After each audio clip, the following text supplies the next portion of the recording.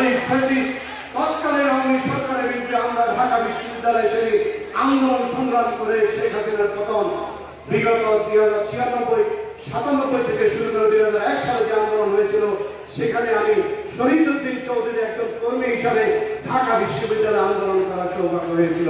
সুতরাং ছাত্রদল হিসাবে আমি নিজেকে পরিচয় দিতে স্বাচ্ছন্দ্য বোধ করি। বক্তব্য দিব না। আজকে আপনাদেরকে অভিনন্দন জানাই, কৃতজ্ঞতা জানাই। আজকে জাতীয়তাবাদী দল সহ জাতীয়তাবাদী পরিবারের এই রামগঞ্জের যে প্রাণের উৎসব, সেই উৎসবের ঢেউ আমি মনে করি শুধু লক্ষ্মীপুর জেলা নয়, শুধু নোয়াখালী নয়, সারা বাংলাদেশে উপচে পড়বে এবং সেই ঢেউয়ে কোন ষড়যন্ত্রই আগামী দিনে নির্বাচনকে ব্যাহত করতে পারবে না।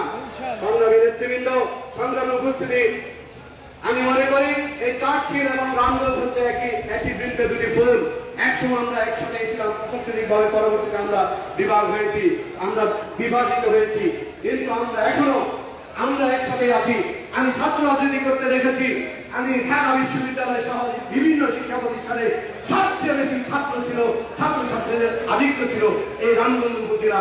এবং এখানে যারা উপস্থিত আছে, আমি ছাত্র দলের দায়িত্বে থাকাকালে এখানে সবাই আমার সাথে জাতীয়তাবাদী ছাত্র দলের কেন্দ্রীয় সংসদে এবং বিভিন্ন ইউনিটে কিন্তু দায়িত্ব পালন করেছে। এবং আমার কমান্ডার শহীদউদ্দিন চৌধুরী এবং সমীর বাবু থাকার কারণে আজকে যারা বিভিন্ন পর্যায়ে নেতৃত্বে এসেছিলেন, বিশেষ করে আমি বলবো, আপনারা জানেন ঢাকা মহানগর 4টি ভাগে বিভক্ত। সেই মহানগরের একটি ইউনিট ছিল ঢাকা মহানগর পূর্ব।